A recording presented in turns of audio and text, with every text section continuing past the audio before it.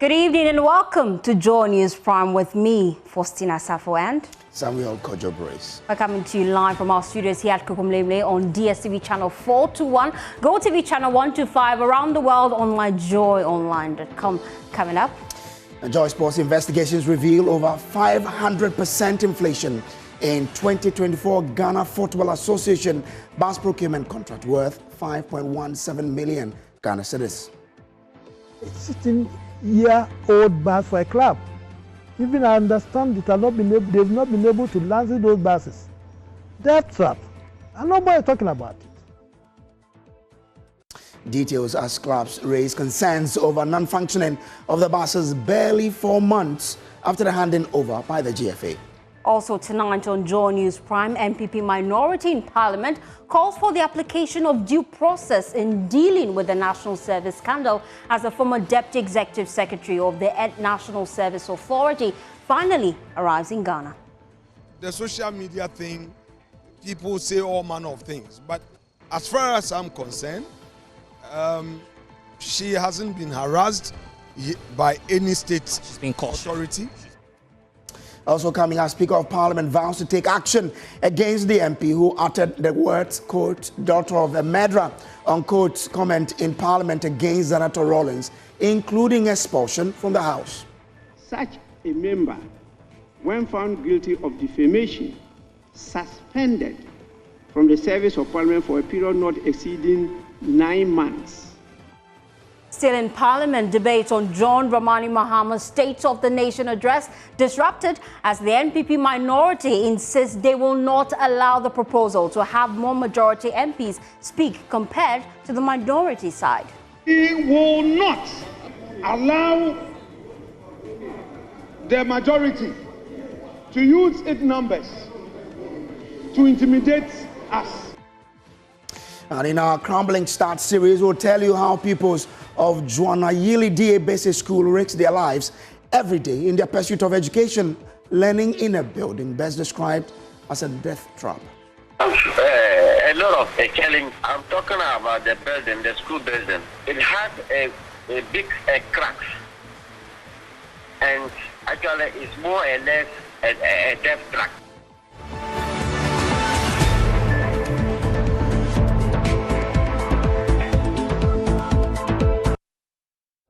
Well, tonight there is a scandal at the Ghana Football Association as Joy Sports investigations reveal a potential 500% inflation in a bus procurement contract by the GFA. It is imagined that the contract, which was awarded in 2024 for the procurement of 9 buses for some Division 1 clubs, valued at some 5.17 million Ghana cedis, is fraught with over-bloated pricing, breach of FIFA regulations, and a potential conflict of interest. For instance, Joy Sports investigation has revealed that contrary to the 2024 manufacturing dates captured on custom documents, the buses were manufactured in 2008 and have been procured through a sole source contract awarded to current Chief of Staff of the Ghana Football Association.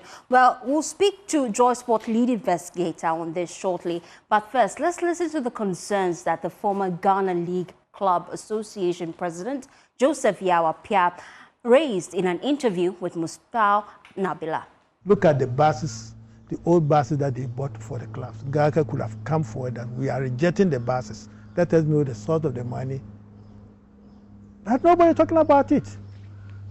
I don't know why. It's leadership side. How do you buy 16-year-old bus for a club? Even I understand that they've not been able to launch those buses. Debt trap. And nobody talking about it. The buses have not been licensed? And that is what I'm told.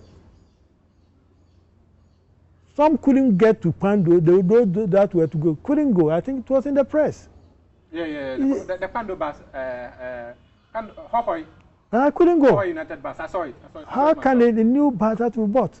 And I think it was bought in the name of the clubs. It's bought for the clubs. Ghana should, even under this current administration, they should have championed the cause of the clubs. But when Kujofiano asked the FA president to resign, his general secretary released a statement apologizing to the FA president. I would have sacked the general secretary of the chairman then. You work under me as a chairman. No, we should not tolerate such things. What influenced that? Is it good for association to buy old buses? One contingent was enough. All the buses they bought were new. And we buy a bus for a club, we couldn't go to Pando. New at the buses are there, parked. People, I don't know what is motivating them not to talk until the club's administration, either the football club manager administrator themselves or GACA, starts to do the proper thing. The FA will do what it's doing now. Well, our colleague Muftau Nabila, who is lead investigator on this particular story, joins us in studio with more. Muftau, I mean, great that we have you. What have been the details of this particular contract? Well, so in 2023, during the Ghana Football Association Congress, Ordinary Congress, the president announced that they were going to enroll what they called a GFA bus project. And this was an initiative they said was going to help clubs in the lower tier and also the Women's Premier League assist them with proper transportation because they do not have the proper transportation to commute from one area to the other to participate in competitions organized under the umbrella of the Ghana Football Association. So somewhere May last year, per documents available to us, the Ghana Football Association bought like 9 buses from Korea in Cheon, from World Trade Co., right? So the 9 buses were actually shipped to Ghana in July, and they arrived in the country in August, and they were cleared by the Ghana Football Association. So this is the thing. The GFA actually imported the cars. However, they decided to engage the Chief of Staff, Michael Osekwe, to clear the buses from the port. So this is the thing. The conflict of interest arises because if you take a look at the requirements of FIFA, it states that if a consultant, a contractor, or any other agency is going to render services to FIFA or to FIFA member federation, that is to the tune of $50,000 or more, there must be an evidence of a tender process of at least 3 companies. In this instance, that never happened. This was sole sourced. The document goes further to state that if a company, a consultant, or whoever is rendering services to a member federation of FIFA to the tune of $300,000, tender processes must be activated. If you go to the Ghana Football website, Ghana Football Association website, about 9 months ago, they published that they needed interested companies to bid to secure them pickups, 12 pickups, and 4 saloon cars. However, this was meant to satisfy the FIFA procurement regulations and everything. But that didn't include the buses. So the difference here is that if you take a look at the buses, right, the buses were imported by the Ghana Football Association per the Ghana Revenue Authority Custom Division documents. So the Ghana Football Association is identified as the importer of the buses. The declarant and representative is Freight Justice Company Limited, incorporated on 28 March 2013 as the company, and the director of the company is the Chief of Staff of the Ghana Football Association, Michael Osekwe. So if Michael Osekwe was going to render services to the Ghana Football Association, and let's say the deal is up to the tune of $50,000 or more, there must be a tender process as required by FIFA in their regulations. However, in this instance, that did not happen. That is where the conflict of interest situation actually arises from here. Quite interesting there. So, I mean, we know this. Yes. We have conflict of interest. Yes. We have potential procurement, yes, overbloating of the prices at which they bought the buses. I really don't know if the figures are overbloated per the figures we got it. Okay. So, when I cross-checked from Hyundai Ghana, I was made to understand that I could get a bus, like 2014 model bus, that would cost me about 495,000 Ghana cedis. Okay. Right. That's However, 2014. 2014 but model. These were 2008 buses. So I'm getting to that point because when I made the request, it was a specific request. Because per the documents at the Ghana Revenue Authority, the FA says the buses are 2014 model. So first, what I wanted to understand is how much will it cost me to buy a 2014 model county bus, which is Hyundai. They said they didn't have any in stock, but it could cost me about 495,000 Ghana cedis to get one. So, okay. They, however, advised or suggested that I could cross-check from Kia West Africa, because Kia West Africa is actually, and I never knew this, is actually one of the authorized dealers of Hyundai in West Africa. Okay. So when I cross-checked there, they also transferred me to Rana Motors. It was Rana Motors that told me that they do not have 2014 model, but the buses they currently have are the 2025 ones. Okay. And one would cost me $79,200 to get one. Okay. If you convert that to the exchange rate which was used by the Ghana Revenue Authority on their documents when the buses were being cleared, they used the dollar at 15.1391 to a dollar. If you convert it, it means that one bus will cost about 1.1 million Ghana. Okay. Okay. So with 5.17 million, the FA could have gotten 2025 model county buses, 4 of them. And there will be a surplus of over 300,000 Ghana cedis. Quite interesting details you have there. And then we have more of that on myjoyonline.com. Sure. You can go on there and get details. Oh, yes. Grace, I'd like to bring him Edem Senanu. He's an anti-corruption campaigner. He's also co-chair of Citizen Movement Against Corruption. He joins us via phone with more on this. I'd like to start with your initial reaction. We're seeing at the top of this document procurement breaches. We're also seeing conflict of interest. Your initial reactions? Well, yes, I am surprised and quite disappointed that in this day and age, we still have persons appointed to such positions blatantly engaging in situations of conflict of interest. And this one is clear corruption. This is what we call the abuse of entrusted power for personal gain. Because it is only because of the position that he was aware and his company became a beneficiary of this procurement process. And not just that. I mean, that's the conflict of interest. Then there's the breach of process where you are quite aware that anything beyond $50,000 needs a certain process, and definitely when it's 300,000, you know. And none of that was done, and nor was it listed. That shows a certain level of intentionality. So I'm glad that these are being uncovered. I think what is much more important that the investigations should provide all the facts and the full rigors of the law should kick in. And this is coming at a time, really, that there are a lot of concerns about the GFA, where the reputation of the GFA is already being dented after the publication of the number 12 documentary. And now we are seeing this issue coming up again. How will this affect the face of GFA?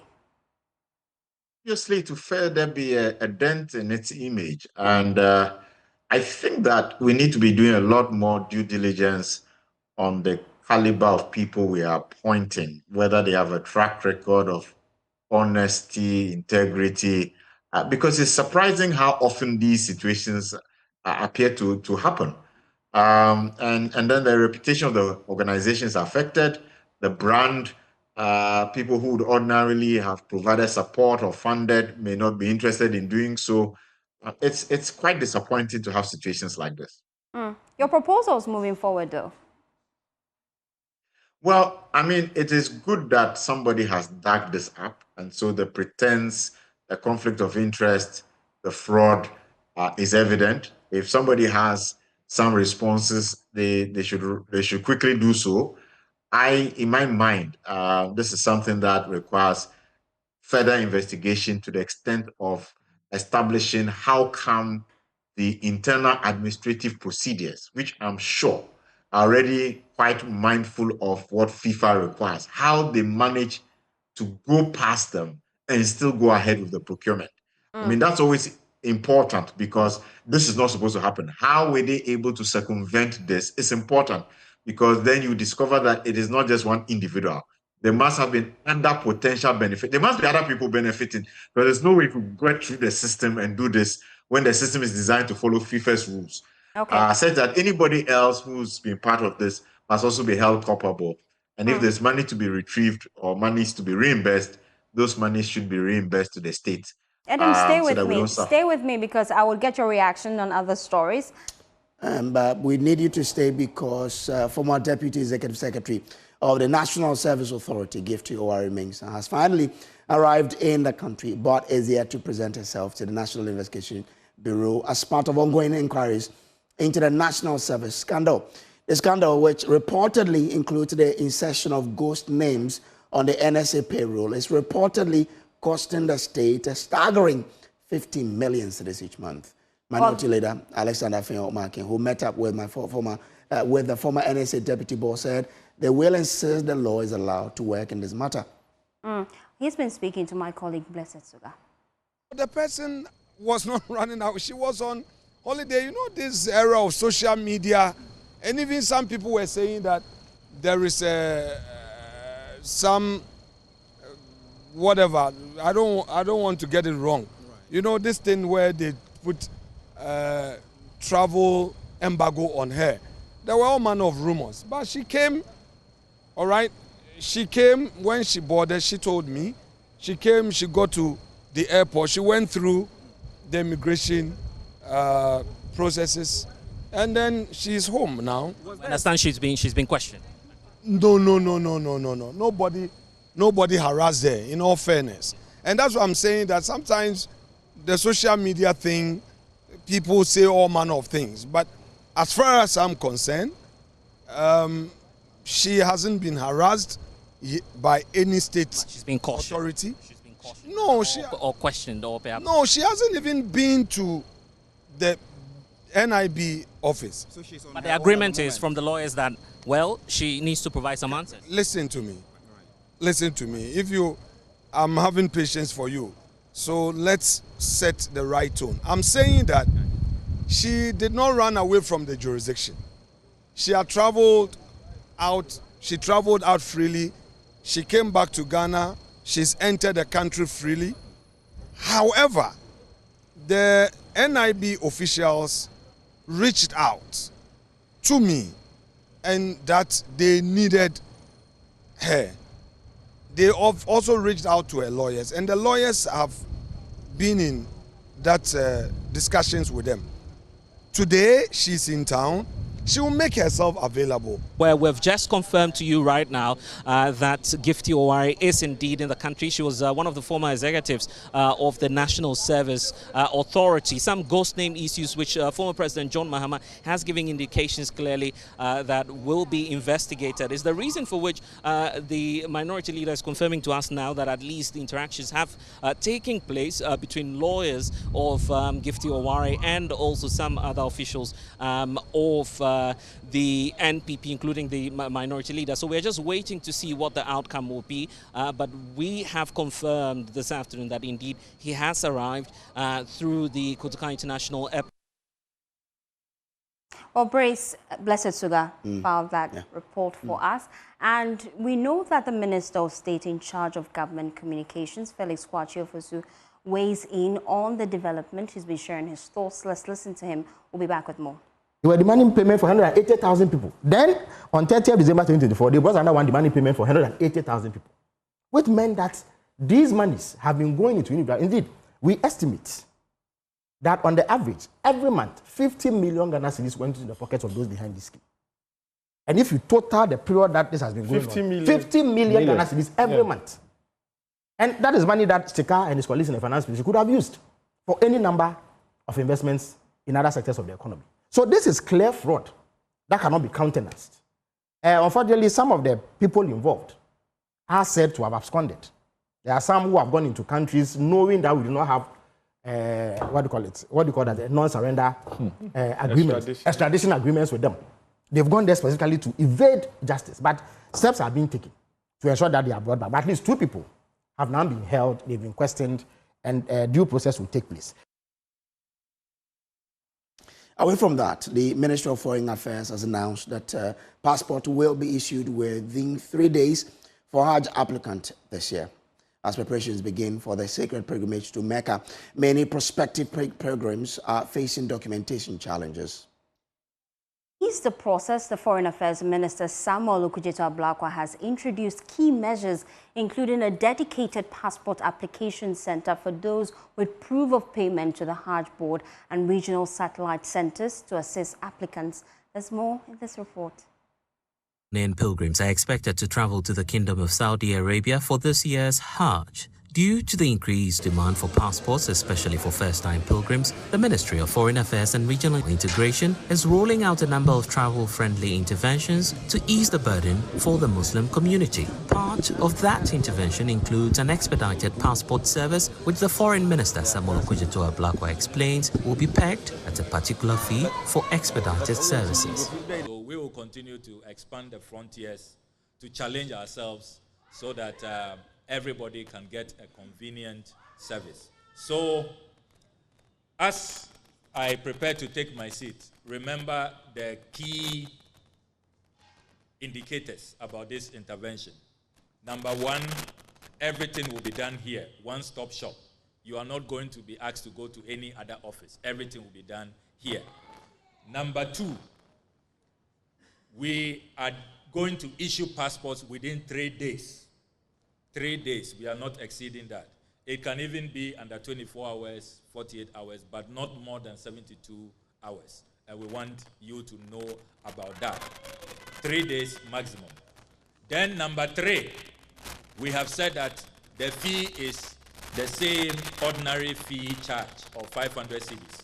There is no special fees for expedited service, no extra charges. Passport applications are often fraught with the activities of middlemen known as Goro boys who often extort from the unsuspecting public. In a bid to curtail such occurrences, chairperson of the interim Hajj board, Alhaji Collins Dauda, explained that only persons with proof of payment for this year's Hajj will be given the opportunity for expedited passport services. I can't foresee that situation arising because before you start the process, you must show proof of payment of your Hajj fare. If you don't hold the receipt from the bank that you have fully paid, there's no way you go through the process.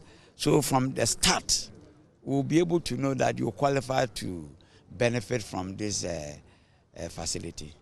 The Hajj Board is expected to work out further modalities to ease the travel burden on pilgrims who travel each year for the Hajj as part of Muslim rituals.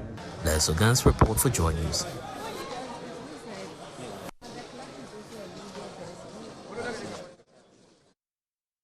In a related development, the communication officer of the NDC and the acting managing director of Precious Minerals Marketing Company, Sami Jemfi, says as far as the Mahama administration is concerned, the controversy that has characterized the ongoing construction of a permanent Hajj village is much ado about nothing and should be disregarded by well-meaning Ghanaians. Unlike the botched National Cathedral project, the National Communications Officer of the NDC says the Hajj village project is a revenue-generating venture spearheaded by the Ghana Airport Company Limited. Hajj village has always been there. And sa ade no mo ye no no. Say tutu ase ya tantantan. Na Ghana Airport Company for say oh you say baby dada na nkram for no mutu kwan 6 weeks within the year omofa no. Why dada? Enti who company na we ya ade no. Ye mono because omofa wo mutua. Ye mono maye na mono na obeye no we de ye nyema nkramufo nkwan wo ye de nyema bi akeka ho a Ghana Airport Company ye de be pesika ade nkramufo be yusu no mu aye terminal na dormitory ye obi tu kwan na ne plane nyama na ope baby aye den de tiato but onim say office spaces wom Airport Company e de be han aton office spaces conference rooms miensa onim za shops, retail spaces. We be to me abeji atonton ade. They said the airport on say amanfo de bie shop omo de ton ade a omutu ade ma ebiwo. Sports complex AstroTurf ka ho ye boso ball. Na otimi bo tennis wo so wo. O ma ye ne say enkramofo hia ne 6 weeks in a year. So somebody if he was trying to explain that this project goes beyond just an airport terminal. He says it will include places of residence for people who will be traveling to Mecca. He says it will also have offices which the Ghana Airport Company can rent out and to generate revenue. There also that facility will also have tennis courts for the use of the public. And so it is not like the Bosch, the National Cathedral project, but this is quite a different one. Fosi.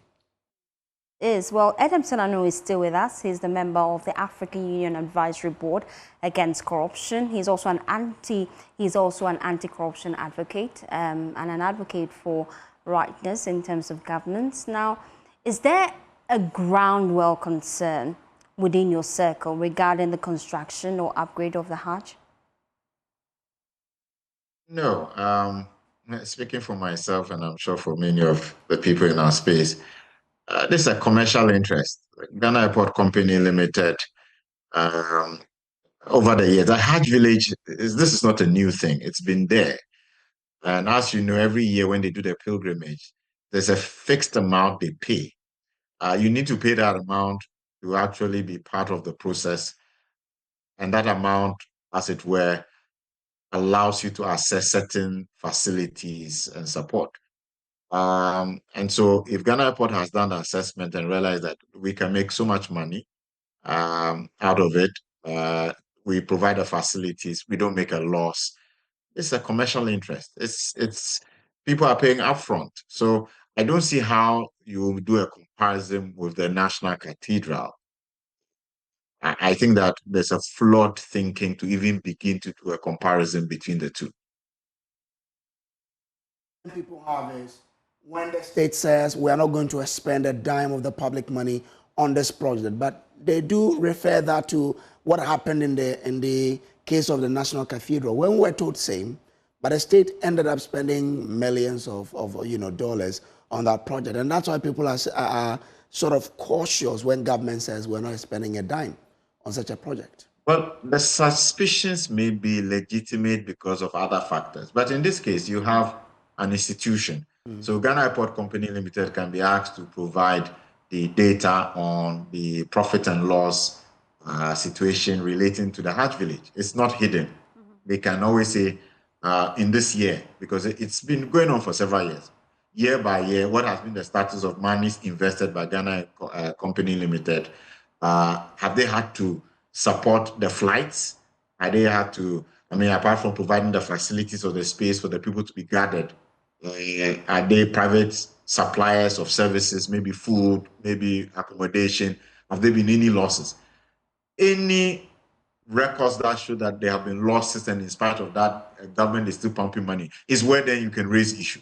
But to the extent that there is no data showing that the facilities have incurred a loss and this loss has not been paid by the individuals, I think that is, I agree with Sami Jeffy, that it would be much ado about nothing. In the case of the National Cathedral, it's different. It's not that people are paying upfront. That's not the case. Okay. Money was being picked from national coffers to do something. And some of us, even for the National Cathedral, I have always felt that the concept didn't have a problem. I think this was the approach.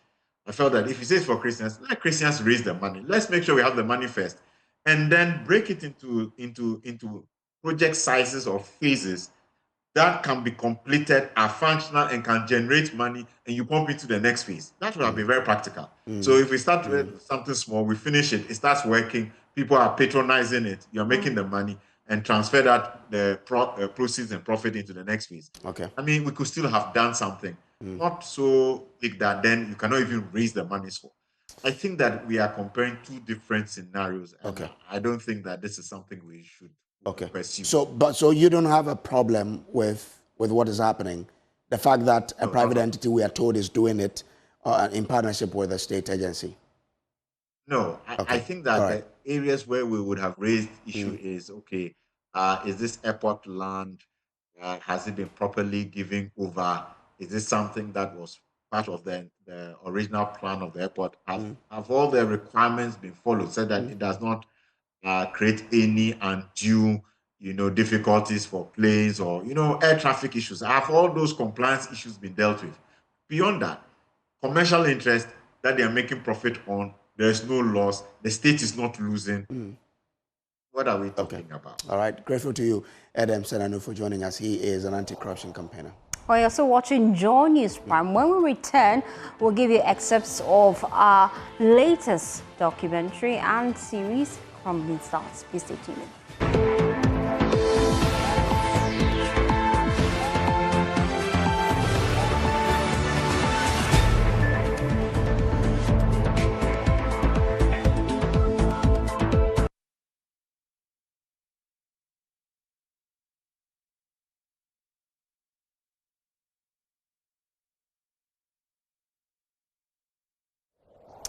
Well, welcome back from the break. This is still Joy News Prime with me, Samuel Kojo-Brace. And Faustina Safo. Well, pupils of Janayili DA Basic School in the Nanumba North Municipality of the Northern Region risk their lives every day in a quest to quench their thirst for education. Their school structure is a ticking time bomb with deep cracks on the verge of collapse. When it rains, teachers stay away, fearing disaster. Yet children like Joseph and Pigri brave the downpour, clinging to the hope of an education. Emmanuel Jivenu highlights their plight in our latest education series, Crumbling Start. Juan Nyanyele, a farming community in the Nanumba North Municipality of the Northern Region, is soaked in rain. It is 8 in the morning, and the streets are still quiet. For the children of Juan Nyanyele, these rains are more than just natural occurrence. It is a barrier to their education. This is Juan Nyanyele DA Basic School, a 3-unit mud block that has long passed its prime. It leans precariously with deep cracks threatening to collapse at any moment. Yet, this fragile structure is where the foundation of the education begins, or ends. There is nobody in sight, and it appears there will be no school today. However, in my quest to satisfy my curiosity, I entered one of the classrooms. There, I met these siblings. How are you? I'm fine. What's your name? My name is Paul Bandelam. Which class are you? Which class are you? P4. Who's that? My name is Pickle Pampa. Okay, how are you? Yeah, fine, thank you so much. Joseph and Pigri braved the rain, arriving drenched, hoping school day will still begin. Pigri, the youngest, is visibly shivering from the cold weather. Her brother could not look on, so he removed his wet shirt to cover his sister in an attempt to provide her with some warmth. The absence of teachers and students leaves the classrooms to the animals. With no doors or windows, the school serves as a refuge for livestock instead of children. I'm curious to know how classes are held here when it rains. Unfortunately, the head teacher is miles away, sheltering from the rain like everyone else. So I decided to reach him on phone. He paints a grimmer picture of what learning in this structure looks like. Okay, am I talking to the head teacher? Yes. Okay. We are in your school. Will you be coming to school today? It is still raining. I want to know the challenges in your school. Okay, we have a lot of challenge. I'm talking about the building, the school building. It has a big cracks. And actually it's more or less a depth track. Because of that, what we do is that when they break like this, we will convey the furniture out to the distance, to the mango trees, so that it is the mango trees that we always have our classes for the sake of this thing, to save the children's life. For years, the school has been asking for help, but no meaningful intervention has come. Joseph and Pigri represent countless children in Juan Nyanyele and beyond, children whose dreams are held hostage by neglect. The government must act now.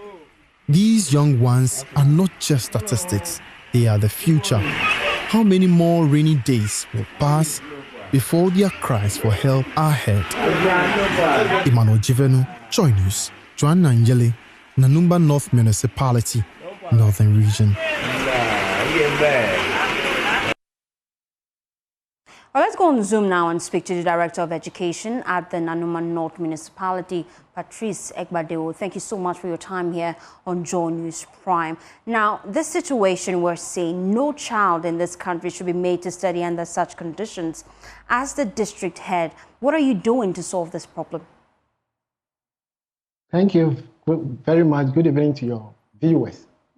As head of the district, quickly we have resorted to asking the head teacher and the management to abandon the structure immediately, house the P1 to P6 under 3, and then we have moved the AG to unused teachers' quarters. We have also pursued it to district assembly level for them to do something about it immediately. But teachers refuse to show up when it rains, and classes are sometimes held under trees. Why has it taken so long to fix this problem? Patrice appears but I mean, his line is frozen there. But again, it tells you the sort of challenges that people go through in rural communities like that. And we should be excited by the announcement by the president that some 20% of teachers' basic salary will be given as allowances for people who accept postings to communities like this. But again, the action on structures must also be looked at. But away from that, the debate on President John Mahama's State of the Nation address in Parliament has been disrupted. It follows the MPP minority's fierce opposition to proposals to have more majority MPs speak because of the current numbers in the House. The majority side have argued that it will be unfair to present the same number of debaters when they have 187 members compared to the MPP's 88. Parliamentary Affairs correspondent Asante reports. The debate of John Mahama's State of the Nation address has begun on a disruptive note. Of course, it did begin with the NDC side making a strong case for why they believe John Dramani Mahama presented the true State of the Nation address, with Isaac Adongo taking aim at the former Vice President Dr. Mahmoud Bawumia and his record with digitalization and the economy. Mr. Speaker, it is only under this government that when Bawumia digitalizes in Samanfo, Eji Kronufa, you digitalize to bring forth ghosts at national service. That is what your digitalization is about. Mr. Speaker, Bawumia Bako in Samanfo Bebre. There was actually a bond called Century Bond. Century Bond.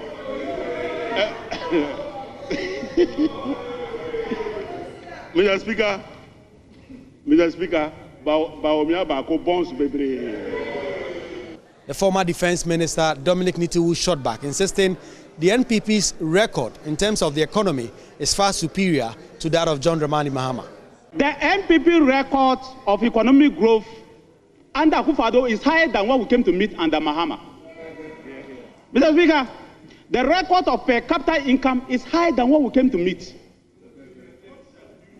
Mr. Speaker, the record of agricultural growth is higher than what we came to meet.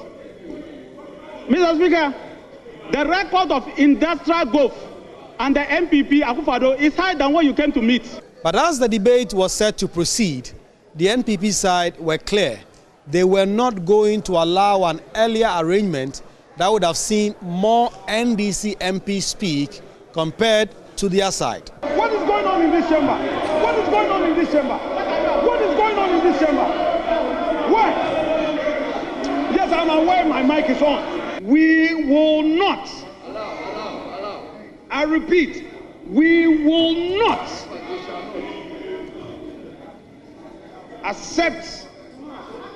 allow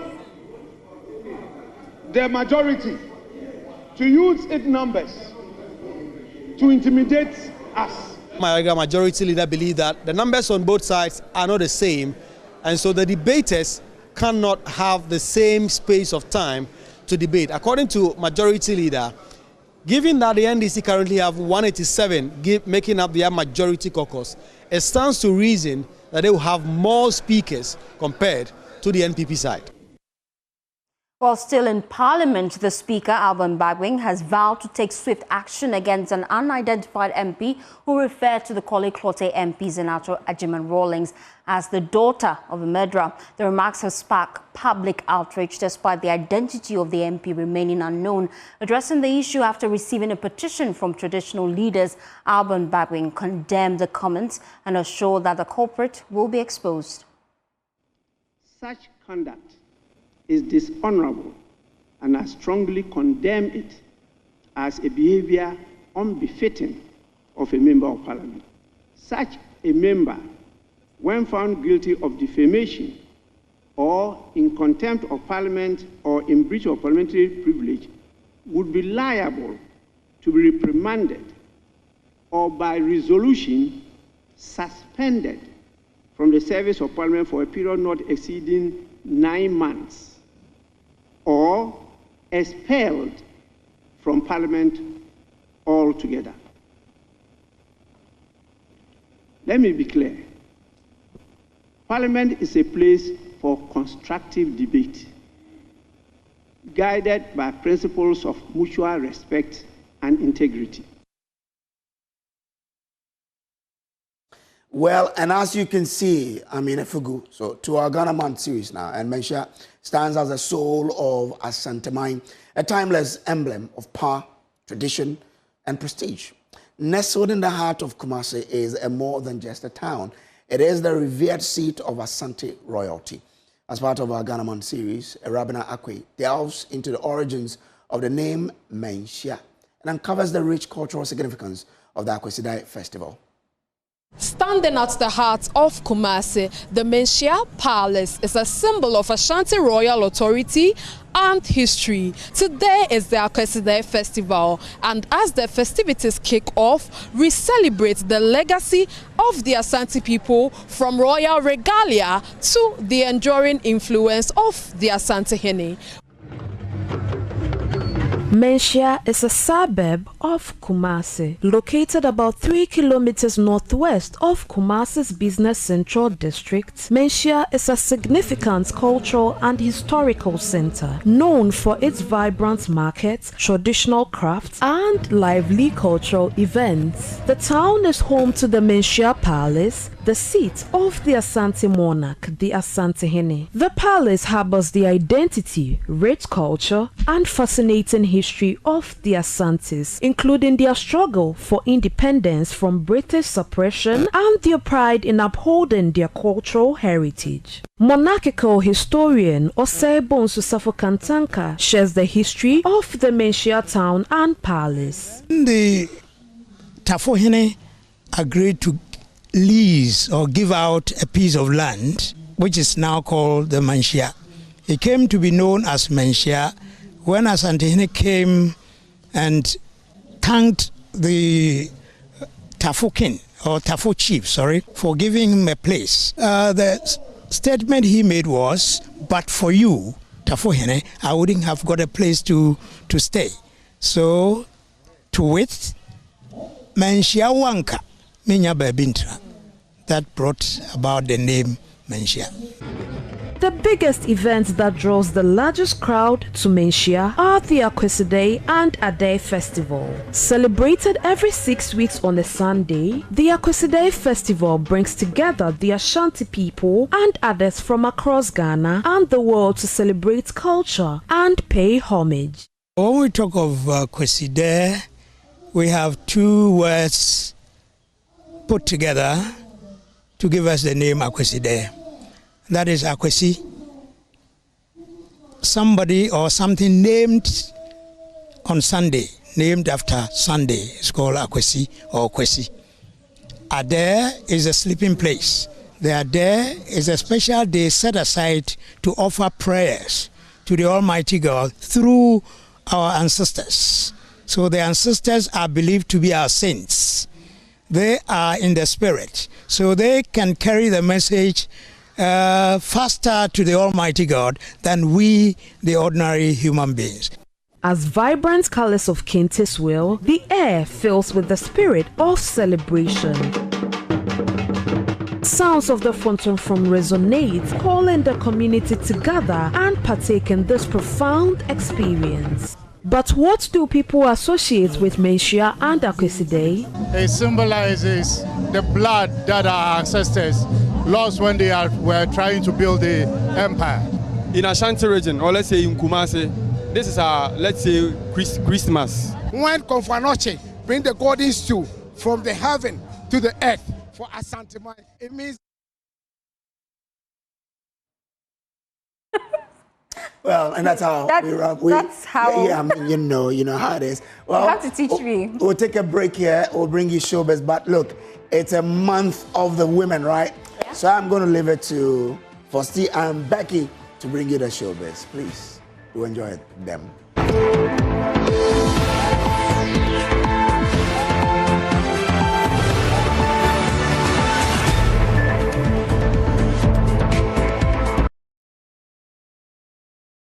Well, you're still watching Joy News Prime, and it's time for Showbiz. Becky joins me in the studio. Becky, it's the first time we're sharing a shirt. Good to see you. In a very long time. What are you doing here? Are you here to stay? Yes, please. Oh, you are? For a very long time. Okay, I'll show you how we do it here right now. But we don't have time. Okay. So I'll just move straight to the stories. Then we'll be back to have that conversation. So let's talk about Sister Fia, because she has explained in a recent conversation with DJ Slim on Daybreak Hits what constitutes a top-notch performance. According to her, music performance goes beyond just having a good voice.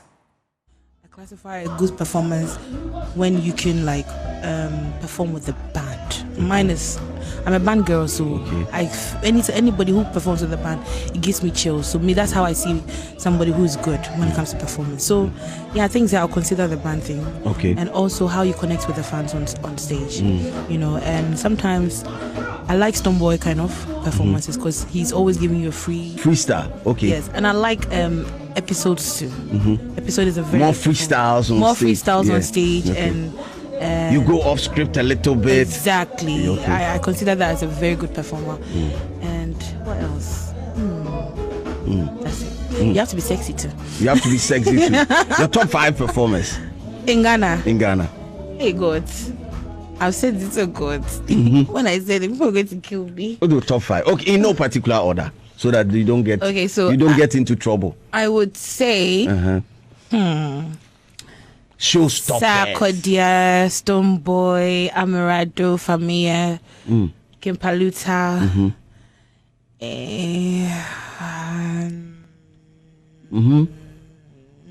All of them. All of them.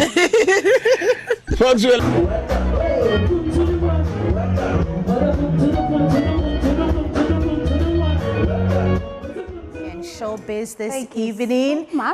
Tomorrow we'll continue with the Ghana Month celebration. I saw you and Brace do that dance and I felt really jealous. And so don't worry. Tomorrow you have the opportunity to dance with Foster. Yes, and that's how we wrap up the bulletin though.